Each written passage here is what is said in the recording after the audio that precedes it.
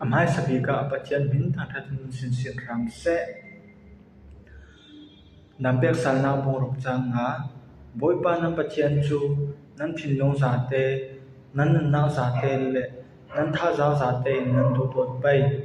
himi hi pathian Moses phamin Israel bol ni na thua pek ni si pathianin Israel mi bol nan thin long za te tu to tu nan na za te tu to tu nan tha za te tu to tu atil si jang mi so thin long za te tu to chu si thin long za te tu to ti mi chu minong sung mo rili cha hiar na pol du na pol chumi pol mo thoi tu to thi si taksai tu du mi cha mi minongin anai chumi chu abatu tak tak vekin pathian tu do thi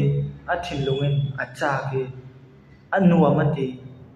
chu adu zonga si chumi tu na chu anai tak taki chumi tu na anai mi thoi pathian adu do ting hi pathian du mi si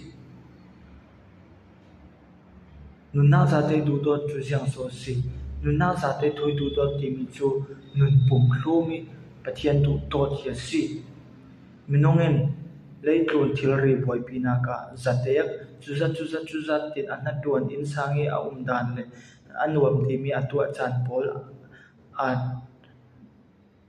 then thek chuti thade a then thek thaya si le kon aranga anuami atluang asna pathian tu to na ka chun chu a then re raw mi pol kha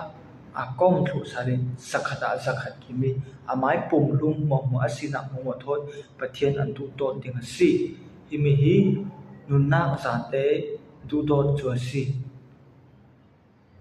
tha za te du to ti mi chu minongin atua tuan thaina arwa thaina anai mi thil ri pol mo thoi pathian an tu to ting mi hi tha za te thoi du to ti mi chu si